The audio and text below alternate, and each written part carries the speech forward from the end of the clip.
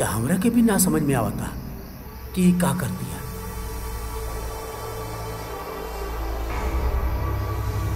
पता न का हो गया लिख रहा। बेटा हाँ चला आवा चली जी। बहुत रात हो गई बा।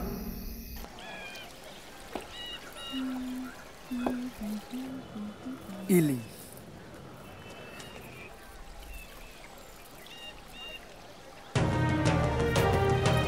कितना बिल भैया?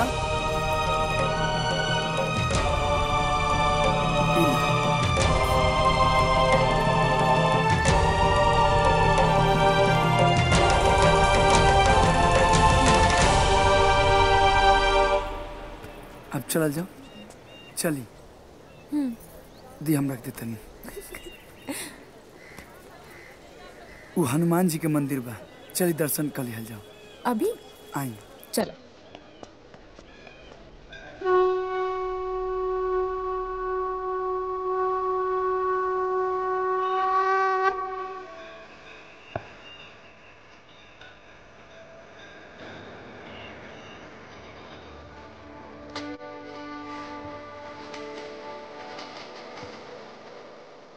राधा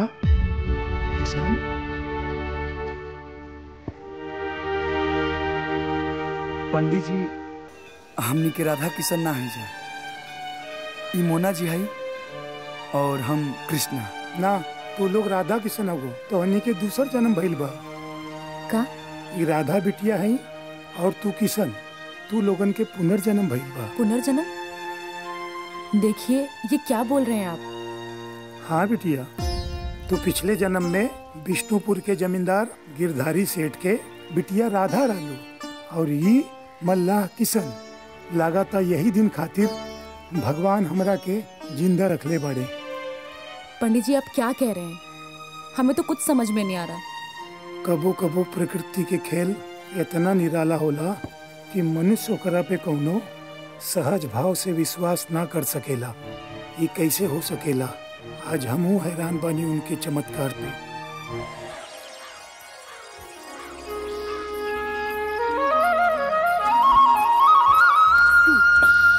दीदी ये देखा नाव पे आज बहुत कमाई भइला। शहर से आयल ना एगो बड़का बाबू, उहे पैसा देना। अरे वाह झरना, का बात है? इनके देखा घाम कपारे पे आ गए, अभी तक सुतले हैं।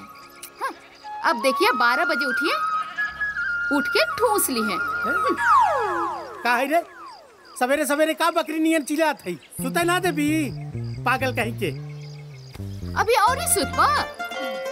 जाए के चाहिए, 2 पैसा कमाए के चाहिए, लेकिन ना ये सब इनसे ना हो सके। अरे भगवान, हे झरना ऊ पानी लेके आओ, जाते ही झाड़ा फिरे।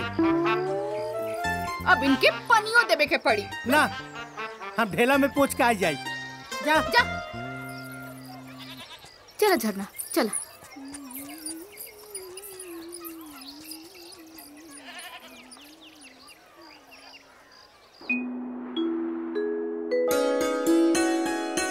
ओम जय जगदीश हरे, स्वामी जय जगदीश हरे।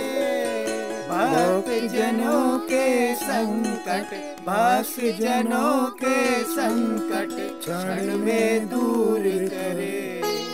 ओम जय जगदीश हरे, जो धावे फल पावे। माँ हम आप बताएं। अरे बिटिया, बिटिया इतना जल्दी में काहे बाड़ू?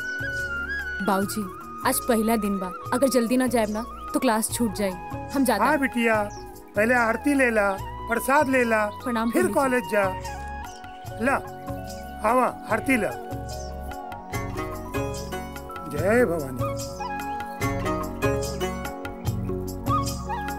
ले प्रसाद ले ला भगवान विष्णु के।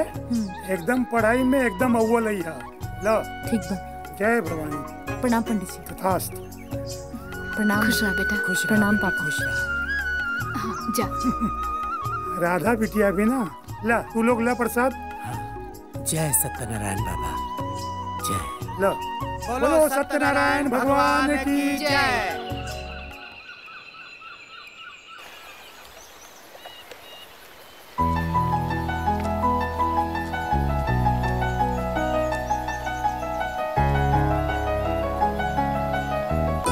किशन किशन किशन किशन किशन किशन किशन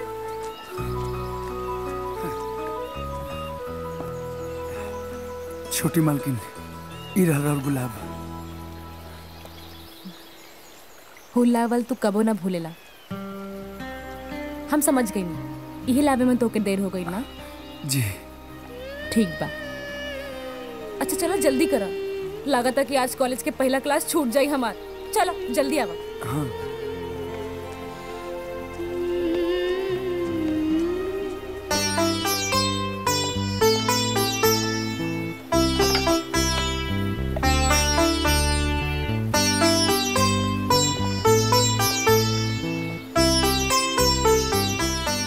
एगो बात कही, हम डरा गेल रही। हमके लागल कि तू आज आइबे न करबा। ऐसन कबो हो सकेला का? ना, ऐसन कबो ना हो सकेला, और बेवजह तो ऐसन कबो ना हो सकेला। ई रउआ कैसे जानतन? ऐसे कि जितना ध्यान तू हमार रखेला उतना केहू ना रखेला। अच्छा एक बात बतावा किशन, तू हमार इतना ख्याल काहे रखेला? ई का कहतन छोटी मालकिन, राउत सेवा के हमार कर्तव्य बा। और एक बात जानतन, हमार माई ना सेठ जी के यहाँ जब काम करते रहे तब हमसे कहले रहे, किशन बेटा अगर काल हमें दुनिया में ना रही तो सेठ जी के घर ही तोहर घर बा।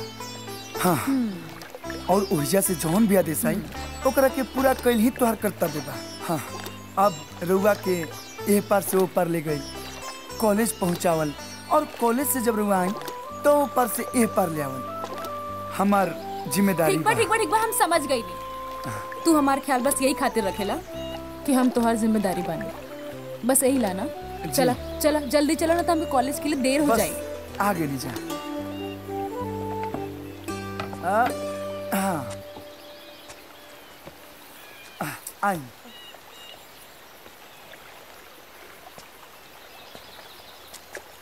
बाकी के बाद में।